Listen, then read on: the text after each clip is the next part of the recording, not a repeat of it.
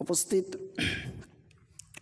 শ্রদ্ধেয় সম্মানিত সুযোগ্যম দিনদার ইমানদার জ্যেষ্ঠ বজিষ্ঠ পরেজগার মুসল্লিনগণ, সমস্ত প্রশংসা গুণগান অগণিত সে আল্লাহ তাবারক ওয়া তাআলা প্রতি, যিনি আমাকে আপনাদেরকে সারা পৃথিবীর মানুষকে 18,000 মাখলুকাতের মধ্যে সর্বসেরা অতি উত্তম করে সৃষ্টি করেছেন। সে আল্লাহ তাবারক ওয়া তাআলা প্রশংসা গুণগান অগণিত করে শেষ করতে পারিব না। সে আল্লাহ তাবারক ওয়া তাআলা তার বান্দাদের উপরে রহমত বর্ষ করে একটি ছোট্ট লাভ শিখিয়ে দিয়েছেন। সে লাভসের দ্বারা, সে বাক্যর দ্বারা, সে কালেমার দ্বারা, সে সেন্টেন্সের দ্বারা তার প্রশংসা গুণগান অগণিত করিব। তাই মহব্বতের সাথে প্রাণ খুলে অন্তর থেকে একাকৃত হয়ে উচ্চ কণ্ঠে সকলে বলি আলহামদুলিল্লাহ। তার আখরি নবী, আমার নবী, আপনাদের নবী, সারা বিশ্বের নবী, নবীদের নবী, নবী কুলসির মুনি, ইমামুল আম্বিয়া, নবী মক্কি, নবী মাদানী, নবী আহমদ, নবী মোহাম্মদ রাসূলুল্লাহ সাল্লাল্লাহু আলাইহি ওয়াসাল্লামের প্রতি দুরূদ ও সালাম শান্তি দ্বারা বর্ষিত হোক। আল্লাহুম্মা সাল্লি আলাইহি ওয়া সাল্লিম বারিক আলাইহি।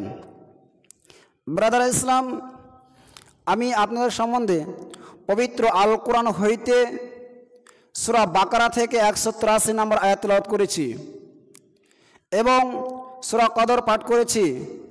বুখারী মুসলিম থেকে একটি হাদিস পাঠ করেছি। তাই কোরআন ও হাদিসকে সামনে রেখে আমার মূল্যবান সময়ের মধ্যে বক্তব্য ইতি করবেন ইনশাআল্লাহ। তাহলে যারা হয়তো আরবিক শিক্ষিত রয়েছেন, যাদের আরবিকের দিকে নলেজ রয়েছে, যারা হয়তো কোরআন এবং নবীর হাদিসকে লাড়াঘাটা করেন, বুঝেন, জানেন, তারা আয়াত পড়া দেখে, হাদিস পড়া দেখে বুঝে নিয়েছেন যে আজকে কি বিষয়ে কথা বলতে চলেছে। তাহলে আজকের বিষয় আপনাদেরকে দুইটা করব। এক হবে সিয়ামের ফজিলত, আমরা কিসের কারণে, কিসের জন্যে আমরা সকাল থেকে সাহারি থেকে নিয়ে এই ইফতার পর্যন্ত আমরা না খেয়ে অনাহারে থাকি, এর কারণটা কি।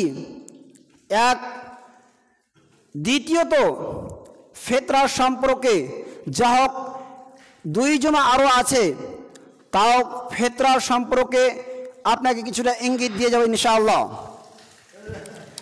তাহলে আল্লাহ তাবারক ওয়া তাআলা আমাদের উপরে সিয়ামখানাকে অর্থাৎ রোজাখানাকে কেন ফরজ করলেন। সর্বপ্রথম এই জিনিসটা আপনাকে বুঝাই, সিয়াম কাকে বলে। সিয়াম ওর অর্থ হচ্ছে বিরত থাকা, মানে অন্যায় জিনিস থেকে, খাওয়া থেকে নিয়ে, পানি থেকে নিয়ে, গালিগুলোজ থেকে নিয়ে, অন্যায় জিনিস থেকে নিয়ে, এক কথায় সব জিনিস থেকে বেঁচে থাকার নাম হচ্ছে সিয়াম। রোজা মানে হচ্ছে উপবাস থাকা। আপনি সাহারি খেয়েছেন, সাহারি খাওয়ার পর আপনি সুদের সাথে জড়িত রয়েছেন, আপনি সাহারি খাওয়ার পর আপনি অন্যায় কাজে জড়িত রয়েছেন, আপনি সাহারি থেকে নিয়ে আপনি পাড়া প্রতিবেশীর সাথে ঝগড়া করতে ব্যস্ততার মধ্যে রয়েছেন। এটা হচ্ছে রোজা, অর্থাৎ উপবাস থাকা। আপনার উপবাস থাকলে আপনার সব কিছুই করতে পারবেন, কিন্তু সিয়াম থাকলে আপনি অন্যায় থেকে বেঁচে থাকতে হবে। আল্লাহ তাবারক ওয়া তাআলা পবিত্র কোরআনের মধ্যে নিজের ভাষাতে বলে দিয়েছেন। সূরা বাকারা 183 নম্বর আয়াতে বলেন, বিসমিল্লাহির রহমানির রহিম, ইয়া আইয়ুহাল্লাযীনা আমানু কুতিবা আলাইকুমুস সিয়াম কামা কুতিবা আলাল্লাযীনা মিন ক্বাবলিকুম লাআল্লাকুম তাত্তাকুন। আল্লাহ তাবারক ওয়া তাআলা এই আয়াতের মধ্যে এই কথাটাই বলতে চাইছেন, ইয়া আইয়ুহাল্লাযীনা আমানু। আল্লাহ রাব্বুল আলামিন এই জায়গাতে বলেন না ইয়া আইয়ুহান নাস, হে পৃথিবীর মানুষ সকল।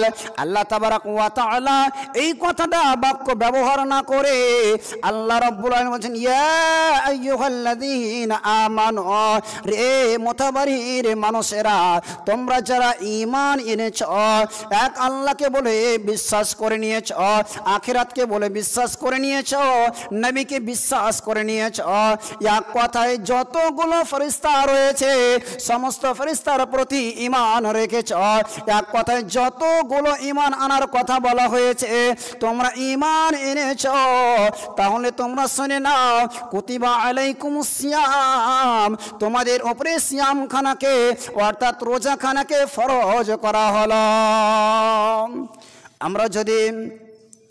আমরা যদি আল্লাহ তাবারাক ওয়া তাআলাকে জিজ্ঞাসাবাদ করি, হে আল্লাহ তাবারাক ওয়া তাআলা, আমরা কিসের জন্য সিয়াম পালন করব? আমাদের উপরে কি সিয়ামখানাকে বোঝ চাপিয়ে দেওয়া হয়েছে? আমাদের উপরে কি এই বোঝাখানাকে চাপিয়ে দেওয়া হয়েছে? আল্লাহ তাবারাক ওয়া তাআলা উত্তরে বলছেন, না, তোমাদের উপরে সিয়ামখানাকে শুধু চাপিয়ে দেওয়া হয়নি, কামা কুতিবা আলাল্লাযীনা মিন ক্বাবলিকুম, তোমাদের পূর্ববর্তী লোকদের উপরেও এই সিয়ামখানাকে অর্থাৎ রোজাখানাকে ফরজ করেছিলাম। তোমার দাদুর উপরে ফরজ ছিল। তোমার যতগুলো নবী মুহাম্মদ সাল্লাল্লাহু আলাইহি ওয়াসাল্লামের আগে যতগুলো নবী রাসূল এসেছেন সমস্ত নবী রাসূলের উপরে এই সিয়ামখানাকে ফরজ করা হয়েছে। অর্থাৎ মুসলমান, তোমাদেরকে এই সিয়ামখানাকে ফরজ করার আদেশ করলাম, তোমাদেরকে নির্দেশ দিলাম। তাহলে কিসের কারণে কি করলে উপকার হবে? আল্লাহ রাব্বুল আলামিন বলেন, কামা কুতিবা আলাল্লাযীনা মিন ক্বাবলিকুম লাআল্লাকুম তাত্তাকুন, যাতে করে তোমরা পরেজগার মুত্তাকি অবলম্বন হতে পারো। আল্লাহ রাব্বুল আলামিন বলছেন, তোমাদেরকে সাহারি থেকে নিয়ে যে ইফতার পর্যন্ত অনাহারে রয়েছ, আর এইটার কারণটা কি? তোমাদেরকে মুত্তাকি হতে হবে। আল্লাহ তাবারাক ওয়া তাআলা অন্য আয়াতে বলে দিয়েছেন, ইন্নাল মুত্তাকিনা মাফাসা, নিশ্চয় মুত্তাকিরা সফলতা পেয়ে গিয়েছে, নিশ্চয় মুত্তাকিরা সফলতা পেয়ে গিয়েছে।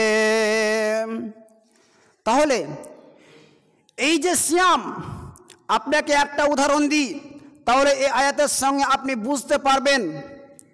যে উদাহরণটা হলো, আপনার মোথাবাড়ির গ্রামের লোকে সেই শ্রমিক মানুষ সে কোদলখানা নিয়েছে আর আপনার ইট ভাটাতে চলে গিয়েছে।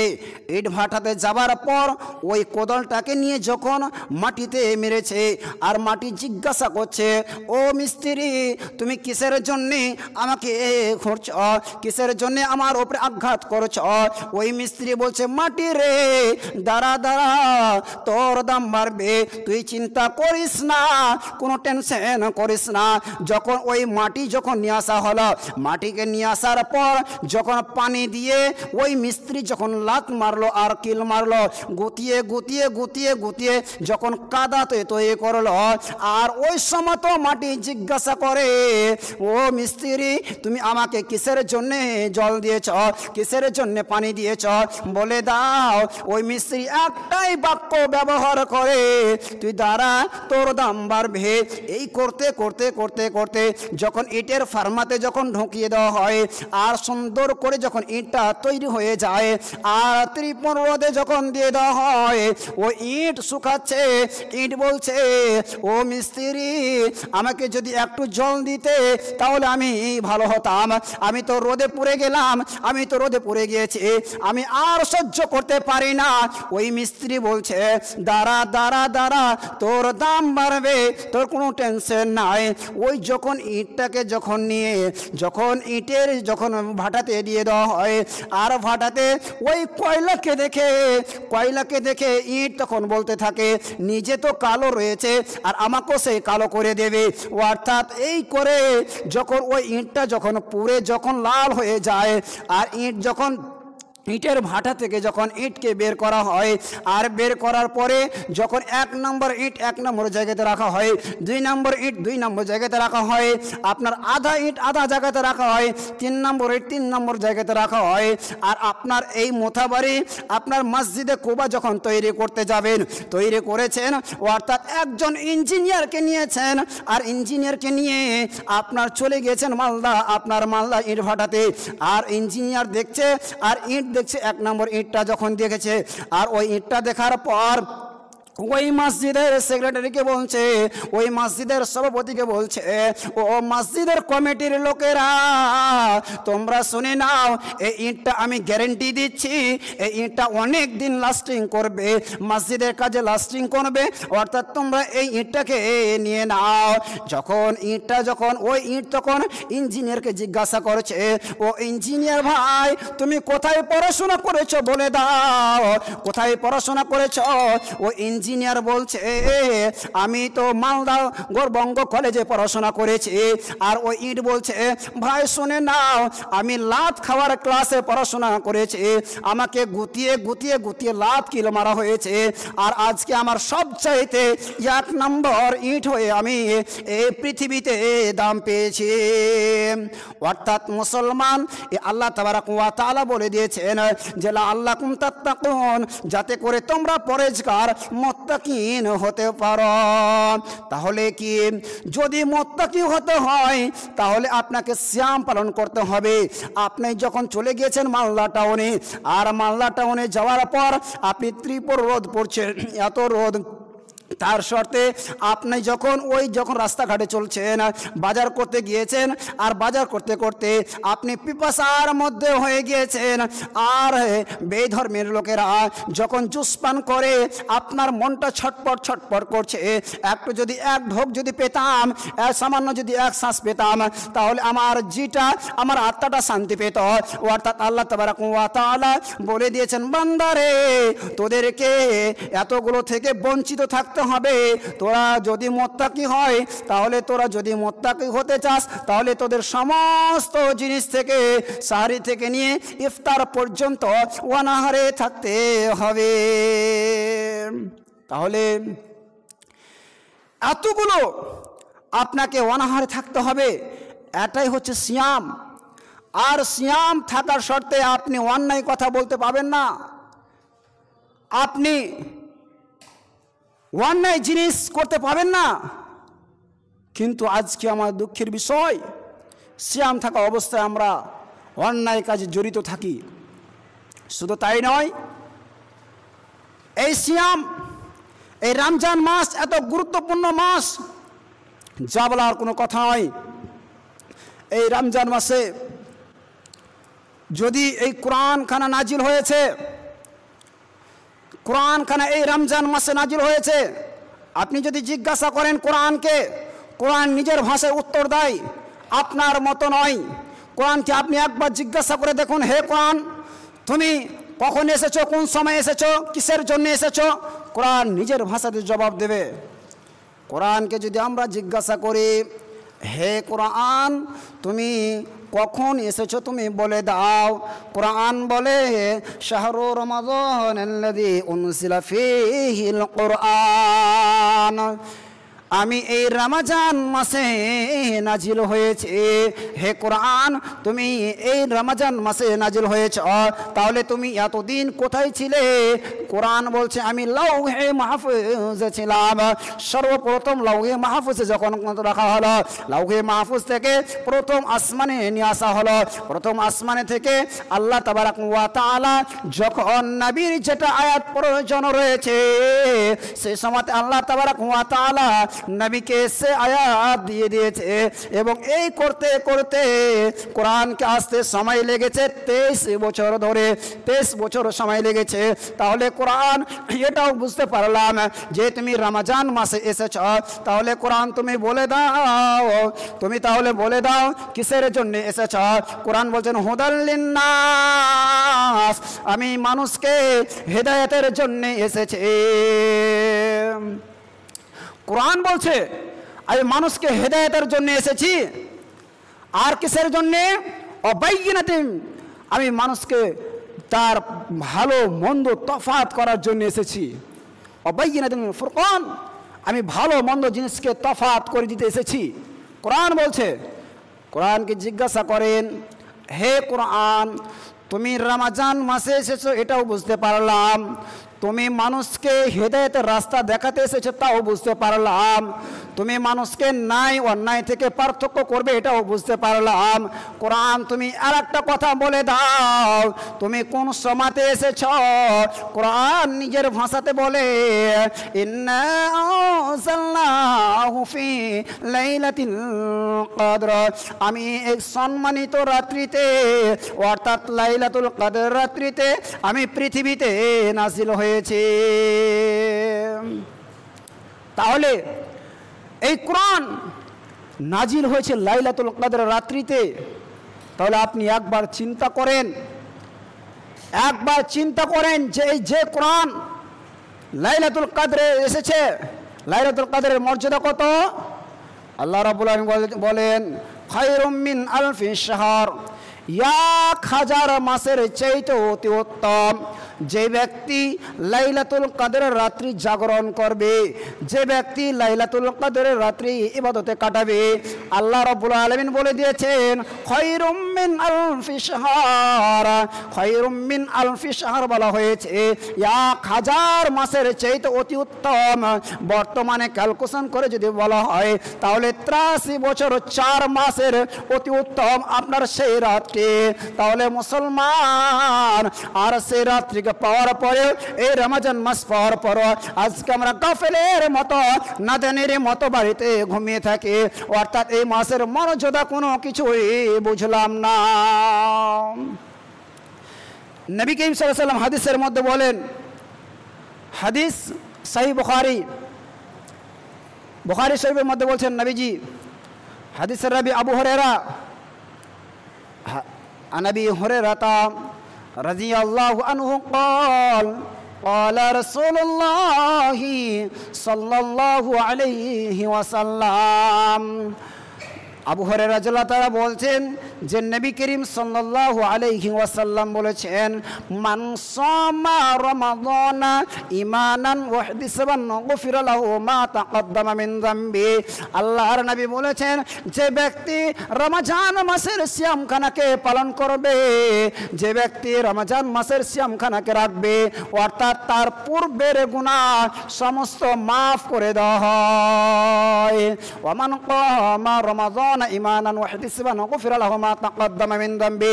আর যে ব্যক্তি রমজান মাসের রাত্রিগুলোকে ইবাদতে কাটায়, অর্থাৎ মুসলমান, অর্থাৎ তারাবিগুলোকে যারা তারাবি পড়ে রাত্রেতে, ওই ব্যক্তিদের গুনাহকে সমূহে মাফ করে দেওয়া হয়, বিগত গুনাহকে মাফ করে দেওয়া হয়।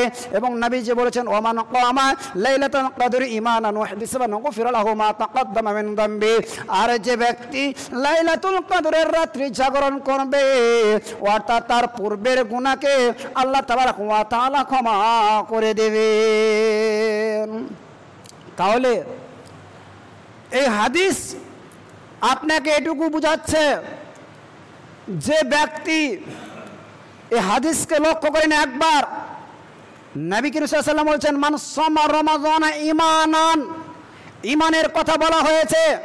আপনি মনে করবেন আমি সারা বছর ধরে 11 মাস ধরে আমি সুদের সাথে জড়িত থাকবো, অন্যায় করব, হারামের সাথে ব্যবসা করব, অশ্লীল কথা বলবো, লোকের জমিকে ছিনিয়ে নেব, আর লোকের সাথে ঝগড়া করব, বিভিন্ন পর্যায়ে অন্যায় করব, আমি তাকাব্বুর ঘমান দেখে চলবো, অহংকার করে চলবো। আমার মতো ওই যে মসজিদে কুবাবাসী এলাকার মধ্যে আমার চাইতে শক্তিশালী ব্যক্তি কে রয়েছে, আমি কাউকে পারোয়া করি না, এই মনে করে আপনি সারা মাস 11 মাস ধরে আপনি অতিক্রম করে চলে গেলেন। আর আপনি যদি এটা আপনার অন্তরে থাকে, আর যখন এই রমজান মাস চলে আসবে, আর রমজান মাস আসার পরে আমি মসজিদে হাত পা ধুয়ে পড়ে যাবো, তাহাজ্জুদ গুজার মানুষ হয়ে যাব, আর সেই সময়তে আমার সব বিগত গুনাহকে আমি মোচন করে নেব, কখনো হতে পারে না, এটা কখনো হতে পারে না। নবীজি বলেছেন ঈমানের সাথে ঈমান।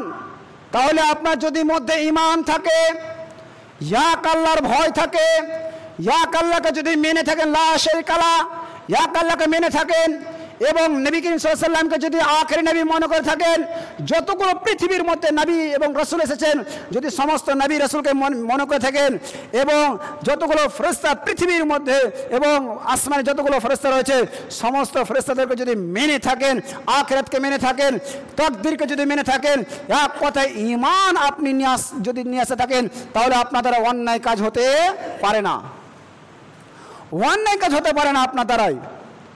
নবীজি আরো বলেছেন, ঈমান ওয়া ইহতিসাবান, যে ব্যক্তি ঈমানের সাথে নেকির আশায়, সওয়াবের আশায় এই রমজান মাস ইবাদতে কাটাবে, তার পূর্বের গুনাহকে মাফ করে দেওয়া হবে।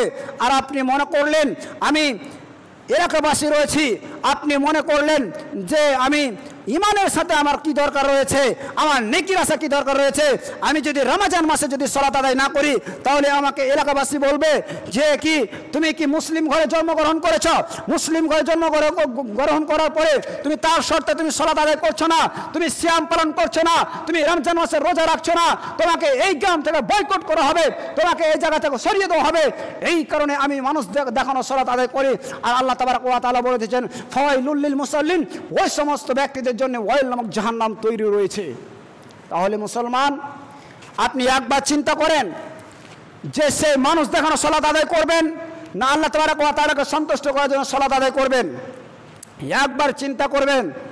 আর এই সিয়াম, এই রমজান মাস, আপনি সিয়াম থাকলে আপনার উপকার কি, আপনার লাভ কি, চলেন আপনাকে বলি। নবী করিম সাল্লাল্লাহু আলাইহি ওয়াসাল্লাম হাদিসের মধ্যে বলছেন যে, হাদিসের আবু হুরায়রা রাদিয়াল্লাহু তাআলা বলেন যে নবী করিম সাল্লাল্লাহু আলাইহি ওয়াসাল্লাম বলেছেন যে জান্নাতে একটি দরজা রয়েছে যার নাম হচ্ছে রায়্যান, যার নাম হচ্ছে রায়্যান। আর সেই জান্নাতে ওই সমস্ত ব্যক্তিরা যাবে, ওই সমস্ত ব্যক্তিরা যাবে যারা সিয়াম পালন করেছে, তারাই যাবে। যদি অন্য মানুষ যায়, হয়তো সালাত আদায় করেছে, যাকাত দিয়েছে এবং হয়তো হজ করেছে, প্রতিবেশীর সাথে ভালো ব্যবহার করেছে, আরও ইত্যাদি অনেক সৎ আমল করেছে, সিয়াম পালন করেনি, অর্থাৎ সেই দরজা দিয়ে তাকে যেতে দেওয়া হবে না, তাকে প্রবেশ করতে দেওয়া হবে না, সেই দরজা বন্ধ করে দেওয়া হবে, ওই ব্যক্তিকে যেতে দেওয়া হবে না। আর ওই ব্যক্তি তারা যারা সৌভাগ্যবান রয়েছে, ওই ব্যক্তি যারা হচ্ছে সিয়াম পালন করেছে অর্থাৎ রোজা রেখেছে, ওই তাদের স্পেশালি একটা দরজা রয়েছে যার নাম হচ্ছে রায়্যান। আপনাকে বলা হয়, আপনি একটা স্কুলে গিয়েছেন, হাই মাদ্রাসাতে গিয়েছেন, হাই মাদ্রাসাতে যাওয়ার শর্তে আপনার একটা বড় গেট রয়েছে, আর সেই বড় গেট থাকার শর্তে আপনার 1 থেকে নিয়ে বা 5 থেকে নিয়ে 12 পর্যন্ত ছাত্র যায় ওই গেট দিয়ে। আর আপনার আর্জেন্টলি দরকার রয়েছে, বা আপনি একটা সম্মানিত মানুষ রয়েছেন, বা একটা স্কুলের টিচার রয়েছেন, আপনার একটা পার্সোনাল একটা ছোট গেট থাকে, সেই গেট দিয়ে হয়তো চলে গেলেন ওদিকটা ভিড়ের কারণে। সেই মতো আপনাকে জান্নাতে একটা দরজা রয়েছে যার নাম হচ্ছে রায়্যান। আপনি যদি এই সিয়াম পালন করেন, রমজান মাসের 1 মাস ধরে সিয়াম পালন করলেন, তাহলে আপনি ওই স্পেশালি জান্নাতের গেট দিয়ে প্রবেশ করতে পারবেন, না হলে আপনাকে সেই জান্নাতের দরজা দিয়ে প্রবেশ করতে দেওয়া হবে না। একবার চিন্তা করেন, নবী করিম সাল্লাল্লাহু আলাইহি সাল্লাম বলেছেন হাদিসের মধ্যে, আপনাকে সব বুখারীর হাদিস বলছি, নবী করিম সাল্লাল্লাহু আলাইহি সাল্লাম বলেছেন যে যখন রমজান মাসে প্রথম রাত্রি আসে, সেই সময়তে জান্নাতের দরজাগুলোকে এবং সেই সময় রাত্রি আসে এবং সেই সময়তে জিন এবং শয়তানকে আবদ্ধ করে বেঁধে দেওয়া হয় এবং জান্নাতের দরজাগুলোকে খুলে দেওয়া হয় এবং জাহান্নামের দরজাগুলোকে বন্ধ করে দেওয়া হয়। তাহলে আপনার প্রশ্ন থাকতে পারে, মাওলানা সাহেব আপনি এই কথা বললেন, হাদিসের অনুসরণ করার কথা বললেন, যে হাদিসে বলা হয়েছে আবদ্ধ জিনকে বন্ধ করে দেওয়া হয়, তাহলে মানুষ এত অশ্লীল কথা বলে কেন, মানুষ অন্যায় করে কেন, মানুষ সুদের সাথে জড়িত থাকে কেন, আপনি বলে যান। আপনার মনে ধারণা রয়েছে। আপনাকে একটাই কথা বলি, আপনাকে একটাই উদাহরণ দিই, ভাই আমার, বাবজি আমার, এই উদাহরণ আপনার কাজে লাগতেও পারে, নাও লাগতে পারে, এটা উদাহরণ, এটা হাদিস করার নয়। আপনি একটা বাইক চালাচ্ছেন, আপনি হাইওয়ে রাস্তাতে গাড়িকে উঠিয়ে দিয়েছেন 70-এ, আর 70-এ উঠিয়ে দেওয়ার পর আপনি সেই গাড়ির চাবিকে বন্ধ করে দিয়েছেন আর ব্রেক মারছেন না, আর ব্রেক করছেন না, আপনার সেই গাড়ির স্পিড রয়েছে 70 গাড়ি চালাচ্ছিলেন, আপনার স্পিড গাড়ি চলতে রয়েছে। যতক্ষণ পর্যন্ত আপনি ব্রেক না করবেন, আর ব্রেক করতে করতে আপনাকে অনেকটাই পথ নিয়ে চলে যায়। আপনার যদি 70-80 গাড়ি থাকে, আপনি ব্রেক হঠাৎ ব্রেক করতে পারবেন না। হঠাৎ যদি ব্রেক করতে হয় তাহলে আপনাকে অ্যাক্সিডেন্ট হতে হবে।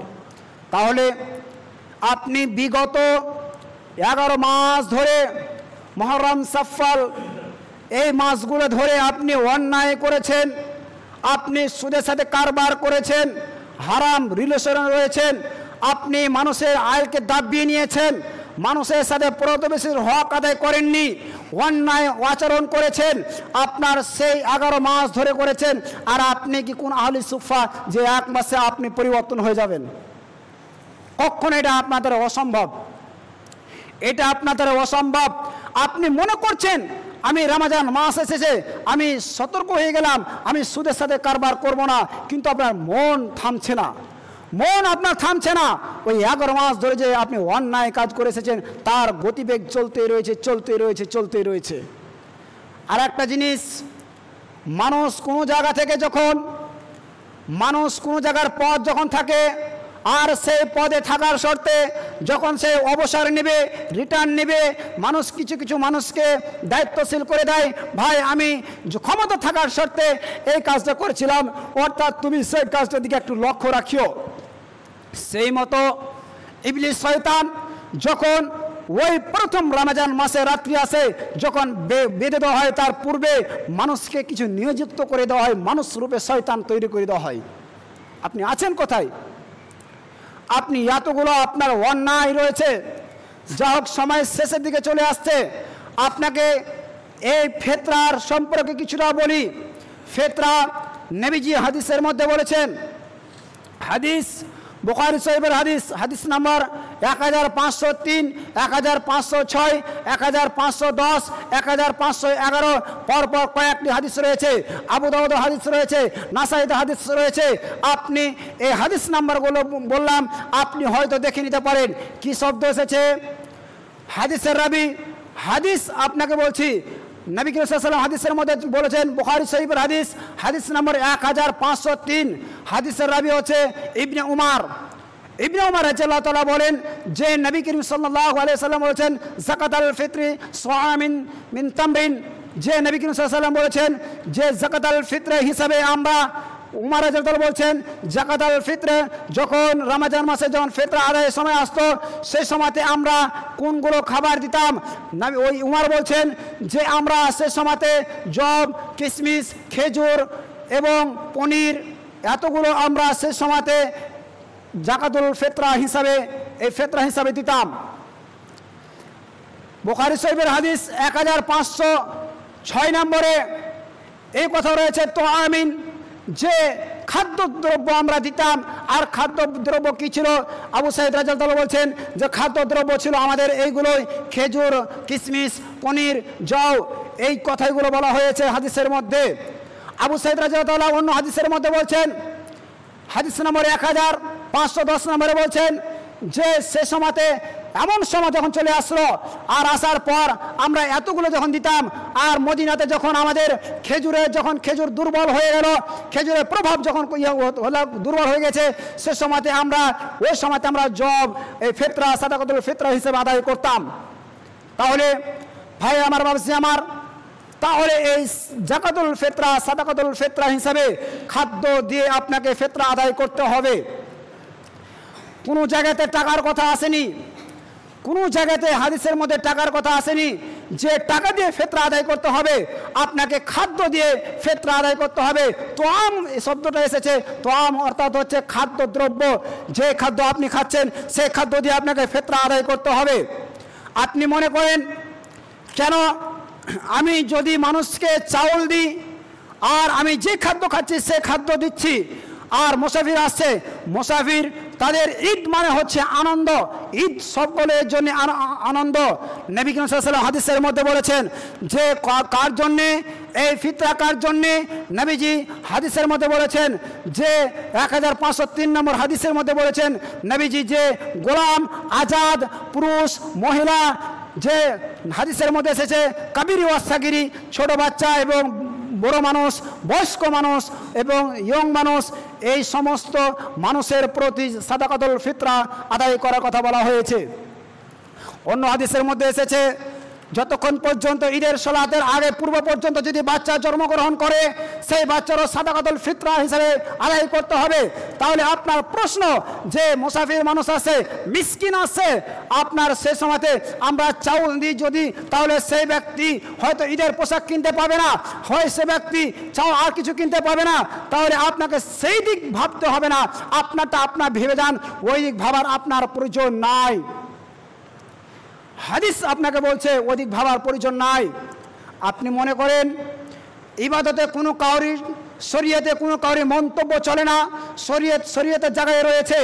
আপনি যদি মনে করেন আপনার কুরবানি ঈদ যখন আসে, ঈদুল আজহা সময়তে যখন আপনি মনে করেন আমি তো প্রত্যেক কুরবানিতে আমি ছাগল বা দুম্বা বা আমি কুরবানি করি, আর সেই সময়তে আমি কুরবানি আজকে যখন 15 দিন 20 দিন ধরে মাংস থেকে যায়, ফ্রিজে থেকে যায়, সেই মাংস স্বাদ লাগে না, আর সেই মাংস খেতে ভালো লাগে না, মাংস গন্ধ করছে আর কিছু ইত্যাদি। এই সময়তে আপনি যদি মনে করেন যে আমি আজকে এবার আমি কুরবানি কাটবো না, কুরবানি দেবো না, ওই কুরবানির টাকা আমি সেই ফকির মিসকিনকে বিলিয়ে দেবো, এটা আপনার কখনো কুরবানি হতে পারে না, কখনো হতে পারে না।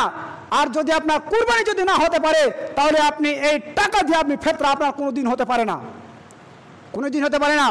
আপনি বলবেন কেমন কথা, জি বাস্তব কথা, আমার বাবার কথা নয়, আমার কথা নয়, আমার খানদানের কথা নয়। নবীজি সাল্লাল্লাহু আলাইহি ওয়াসাল্লাম হাদিসের মধ্যে বলে দিয়েছেন স্পষ্ট যে তোয়াম শব্দ ব্যবহার করা হয়েছে। আপনি বলবেন মৌলানা সে সময় তো হয়তো টাকার প্রভাব ছিল না। জি না, আপনার কাছে কি টাকা রয়েছে? হযরত উমর ফারুক রাদিয়াল্লাহু তাআলা আনহু অনেক দিনার ছিল। দিরহামকে তারা ওই জিনিসগুলোকে টাকা রূপে ব্যবহার করত। সেই সময় থেকে পারত না দিতে, কিন্তু কখনো সেই জিনিসটা করেনি। অর্থাৎ আমার নিজের কথা বলি, আমার পরিবারের কথা বলি, আমরা সারা দিন আমরা ওই ফিতরা হিসাবে, সাদাকাতুল ফিতরা হিসাবে চাউল দিয়ে এসেছি, এবং এবারকার আমরা নিয়ত করেছি, আমার আম্মা নিয়ত করেছে মারা যাবো ওরা বেঁচে থাকবো, বলা যাবে না। কিন্তু হাদিসে যখন শব্দ এসেছে তো যে খেজুরের কথা, জবের কথা, পনিরের কথা, কিশমিশের কথা, অর্থাৎ এবারকার যদি বেঁচে থাকি তাহলে আমি খেজুর দিয়ে ফিতরা আদায় করব। তাহলে ভাই আমার, বাবজি আমার, আপনাকে বলছি না এ কথা, কিন্তু তোয়াম শব্দ আপনার যেটা প্রধান খাদ্য সেটা আপনি আদায় করবেন। তাহলে ফিতরা কখন আদায় করবেন? নবীজি হাদিসের মধ্যে বলেন, বুখারী শরীফের হাদিস নাম্বার 1511 নম্বর হাদিস। নবীজি বলছেন, হাদিসের রাবি উমার রাদিয়াল্লাহু তাআলা বলেন যে নবী করিম সাল্লাল্লাহু আলাইহি ওয়াসাল্লাম বলেছেন যে এই সময়তে আমরা যখন কয়েকদিন থাকতো ঈদের, অর্থাৎ কয়েকদিন আগে আমরা ঈদের কয়েকদিন আগে ওই সাদাকাতুল ফিতরা আদায় করে নিতাম। অর্থাৎ আপনাকে 28 রমজান পরে আপনাকে ফিতরা আদায় করতে হবে। আপনি মনে করেন আমি ফিতরা এখনই দিয়ে দিলাম, ফিতরার কারণটা বুঝেন। আপনি যে ফিতরা কেন দিবেন এর কারণটা বুঝেছেন? এর কারণটা বুঝেন। নবীজি হাদিসের মধ্যে বলেন, আবু দাউদের মধ্যে হাদিস এসেছে যে নবীজি বলছেন যে এই যে তোমরা এই সাদাকাতুল ফিতরা আদায় করছো, অর্থাৎ তোমরা মনে করো যে আমরা হয়তো গরিব দুঃখিনীকে অনাহারে দিন কাটছে, তাদেরকে আমরা সামান্যটুকু আমরা খাবার দিয়ে দিচ্ছি। জি না, তাদের উপকারের জন্য নয়, আপনার উপকারের জন্য রয়েছে। আপনি বলবেন মৌলানা কেমন কথা? আপনি বললেন যে আল্লাহ রাব্বুল আলামিন বলছেন মুত্তাকি হতে গেলে জান্নাত পাওয়া যাবে। জি, মুত্তাকি হতে গেলে জান্নাত পাওয়া যাবে, কিন্তু আপনার জন্যে, আপনার লাভের জন্যেই আপনি ফিতরা আদায় করছেন। কি লাভ? সেই লাভ হচ্ছে আপনি এই রমজান মাস এসেছে, রমজান মাস থাকার শর্তে আপনি সিয়াম থাকা অবস্থায় আপনি কোনো পানি পান করছেন না, কোনো খাবার খাচ্ছেন না, কোনো কিছুই করছেন না, আপনি অশ্লীল কথা বলেছেন, গালিগুলোজ করেছেন, কাউকে হয়তো ছোটোখাটো কথা বলেছেন, কেউ হয়তো কষ্ট পেয়েছে, এই সম্পর্কে এই যে ফিতরা দিয়ে আপনার সেই জিনিসটা মোচন হয়ে যায়। তাহলে আপনার লাভ হলো না লস হলো? আপনার লাভ হলো, আপনার লাভের জন্য ফিতরা দেওয়া। তাহলে আপনার লাভের জন্যেই এই ফিতরা আদায় করা হয়েছে।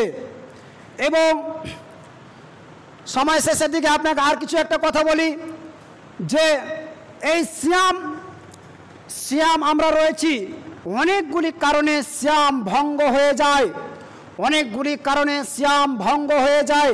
কারণগুলো হচ্ছে আপনি যদি ইচ্ছাকৃত কোনো জিনিস খেয়ে নেন তাহলে আপনার সিয়াম থাকে না, অর্থাৎ রোজা থাকে না, আপনার কোনো রোজা থাকবে না। যদি ভুল ভবিষ্যতে খেয়ে নেন রোজা হয়ে যাবে, কিন্তু আপনি যদি ইচ্ছাকৃত আপনি খেয়ে নেন তাহলে আপনার রোজা হবে না। নাম্বার 2, আপনি সেই সিয়াম থাকা অবস্থায় আপনি কোনো ইনজেকশন ব্যবহার করতে পাবেন না। আপনি অসুখ হয়েছেন মরা অবস্থায়, আপনার আলাদা ভিন্ন ব্যাপার। এই সম্পর্কে আল্লাহ তাবারক ওয়া তাআলা সূরা বাকারার মধ্যে 184 নম্বর আয়াতে বলে দিয়েছে, ওই সমস্ত ব্যক্তিরা যারা সিয়াম থাকার ক্ষমতা রাখে না তারা ফিদিয়া দিয়ে দেবে, অর্থাৎ 100 কিলো চাউল দিয়ে দেবে। তাহলে ওটা আলাদা ব্যাপার। আপনি ইয়ং রয়েছেন, আপনার জ্বর জ্বালা হয়েছে, ইনজেকশন করতে পারবেন না, ইনজেকশন যদি করেন তাহলে আপনার সিয়াম থাকবে না। তবে ওই ইনজেকশন করতে পাওয়া যাবে না, ইনজেকশন আপনি করতে পাবেন কিন্তু ওই ইনজেকশন করতে পাওয়া যাবে না যে ইনজেকশন আপনার খাদ্য দ্রব্য যে এই প্রোটিনে যাবে। আপনার ডাক্তার বলছে ভাই আপনার শরীর দুর্বল রয়েছে, আপনাকে ইনজেকশন করা হচ্ছে, এই ইনজেকশন আপনার খাদ্য যাবে, ওই ইনজেকশন করা যাবে না। আর ওই ইনজেকশন করলে আপনার রোজা থাকবে না, সিয়াম থাকবে না, বাদ বাকি আপনি ইনজেকশন করতে পাবেন। এবং আপনি যে স্ত্রী আপনার হালাল স্ত্রী মোহরানা দিয়ে হালাল করে নিয়ে এসেছেন সেই স্ত্রীর সঙ্গে আপনি সহবাস করতে পারেন না। নবীজি হাদিসের মধ্যে বলেন যে এক ব্যক্তি আল্লাহ রসুল সাল্লাল্লাহু আলাইহি সাল্লামের নিকটে আসলেন, আসার পর বলছেন আনা হালাক, তো হে আল্লাহ রসুল আমি হালাক হয়ে গেছি, আমি বরবাদ হয়ে গেছি, আমাকে পবিত্র করুন। এই কথা নবী করিম সাল্লাল্লাহু আলাইহি সাল্লামকে বললেন। নবী করিম সাল্লাল্লাহু আলাইহি সাল্লাম বললেন, হে সাহাবী তুমি কি কথা বলছো, রমজান মাসে কেমন হালাক হয়েছে তুমি বলো। ওই সাহাবী বলছেন ইয়া রাসূলুল্লাহ সাল্লাল্লাহু আলাইহি ওয়াসাল্লাম, আমরা দুপুরের পর আমরা যেমন মানুষ খাওয়ার দিনে খাবার খেয়ে দিয়ে বিশ্রাম করে ঘুমিয়ে যায়, সেই সময়তে আমি এবং আমার স্ত্রী শুয়েছিলাম, আর শুয়ে থাকতে থাকতে আমরা হয়তো রোমান্টিকের কথা বলতে গিয়ে হয়তো গায়ে টাচ করতে গিয়ে আমরা যৌন ক্ষমতা যখন আমাদের ধাক্কা দিয়েছে এমন তো অবস্থা আমরা সহবাস করে ফেলেছি, আমরা মিলামিশা করে নিয়েছি, আমি হালাক হয়ে গেছি, আমার বিবিও হালাক হয়ে গেছে, আমাদেরকে বাঁচান। নবীজি বলছেন হে সাহাবী শুনে নাও, তুমি হালাক হয়েছ তাহলে তোমার কাফফারা দিতে হবে। কাফফারা কি, তার সাজা কি, তার শাস্তি কি? নবীজি বলছেন তুমি কি একটা গোলাম আজাদ করতে পারবে? তুমি গোলাম আজাদ করতে পারবে? আল্লাহ রসুল বলছেন, ওই সাহাবী বলছেন আল্লাহ রসুল আমি গোলাম আজাদ করার আমার ক্ষমতা নেই, আমি গোলাম আজাদ করতে পারবো না। সেই সময়তে ওই সাহাবীকে বলা হলো, হে সাহাবী তুমি কি রমজান মাসের 60টা রোজা রাখতে হবে তোমাকে আর কাফফারা? সে বলছেন আল্লাহ রাসূল আমি তো সামান্য 30টা রোজার মধ্যে এই গন্ডগোল করে বসলাম, আর আমি 60টা রোজা কেমন করে রাখবো, আমি রাখতে পারবো না। নবীজি 3 নম্বর অপশন দিলে, তাহলে তুমি 60টা মিসকিনকে তোমাকে খাওয়াতে হবে, তুমি কি 60টা মিসকিনকে খাওয়াতে পারবে? সেই সাহাবী বললেন ইয়া আল্লাহ রাসূল আমি তো সেই 60টা মিসকিনকে খাওয়াতে পারবো না। আল্লাহ রাসূল সাল্লাল্লাহু আলাইহি সাল্লাম ঘরের দিকে গেলেন, একটা চাঙ্গারিতে হয়তো কিছুটা খেজুর ছিল, আর সেই খেজুর নিয়ে এসে ওই ব্যক্তিকে ওই সাহাবাকে দিয়ে দিলেন। আর দিয়ে দেওয়ার পর সাহাবাকে বলছেন, হে সাহাবা তুমি তোমার আশেপাশে যেগুলো গরিব রয়েছে মদিনার মাটিতে, তোমার বাড়ির আশেপাশে সেগুলো তাদেরকে বন্টন করে দাও, বিলি করে দাও। এমন তো অবস্থায় সাহাবা বলছেন ইয়া রাসূলুল্লাহ আমার চাইতে কি গরিব ব্যক্তিকে দেব না আমার চাইতে কম গরিবকে দেব? আল্লাহ রাসূল বলছেন তোমার চাইতে কম গরিবকে দাও। সেই সাহাবা বলছেন ইয়া রাসূলুল্লাহ আমার চাইতে মদিনার মাটিতে আর কেউ গরিব নাই। আল্লাহ রাসূল তখন একটা মুচকি হাসি মেরে বলছেন, যাও তুমি ওই খেজুরটি তুমি খেয়ে নাও। তাহলে নিজের স্ত্রী হলেও আপনাকে সাহারি থেকে নিয়ে ইফতার পর্যন্ত আপনার জন্যে মিলামিশা করা যাবে না, মেলামেশা করা যাবে না। যদি করে নেন তাহলে আপনাকে কাফারা দিতে হবে, রোজা হবে না। কোনো মা বোন আমার যদি ডেলিভারি থাকে পেটে বাচ্চা রয়েছে, আর সে সময়তে ওই মা আমার বোন সে সময়তে যদি মনে করে আমি রোজা রাখবো না, তার জন্য রাখতে হবে না, এই রোজাকে পরবর্তীতে কাজা করে নেবে। কোনো মায়ের যদি সন্তান করে বাচ্চা থাকে, দুধ খাবে, আর শ্যাম থাকা অবস্থায় তার দুধে টান পড়বে, শরীর শুকনো হয়ে যাবে, আর ওই মাকে রোজা রাখতে হবে না, এই রোজাকে কাজা করে নিতে হবে, পরবর্তীতে এই রোজাকে কাজা করে নিতে হবে। তাহলে এতগুলো আপনাকে আর একটা কথা বলি, সময় অতিক্রম হয়ে যাচ্ছে, যে ফিদিয়ার কথা যেটা বললাম, ফিদিয়ার কথা যেটা বলছি, যে হচ্ছে একটা হচ্ছে স্থায়ী, একটা হচ্ছে অস্থায়ী। স্থায়ী রোগী যেটা কোনো বাঁচার কোনো আশা থাকে না, হয়তো যতদিন পৃথিবীতে বাঁচবে ওকে 4 টাইম 5 টাইম ওষুধ খেতে হবে, আর বাঁচার কোনো সম্ভাবনা থাকে না, ওই ব্যক্তি ফিদিয়া দিয়ে দেবে, অর্থাৎ 100 কিলো চাউল দিয়ে দেবে। আর যে ব্যক্তি অস্থায়ী অসুখ, হয়তো আজকে জ্বর হয়েছে, মাথা ব্যথা হয়েছে, পেটে ব্যথা হয়েছে, সে ব্যক্তি ফিদিয়া দেবে না, সে ব্যক্তি ওই রোজা পরবর্তীতে করে নেবে, কাজা করে নেবে। তাহলে আপনাকে আর একটা কথা বলি ফিতরার ব্যাপারে, যে ফিতরা কতটা আদায় করবেন। হাদিসের মধ্যে এসেছে 1 সা। 1 সা সমান কতটা? 1 সা সমান হচ্ছে আপনার বর্তমান মেপে বলা হচ্ছে 2.5 কিলো। 2.5 কিলো আপনাকে খাদ্য দ্রব্য দিতেই হবে।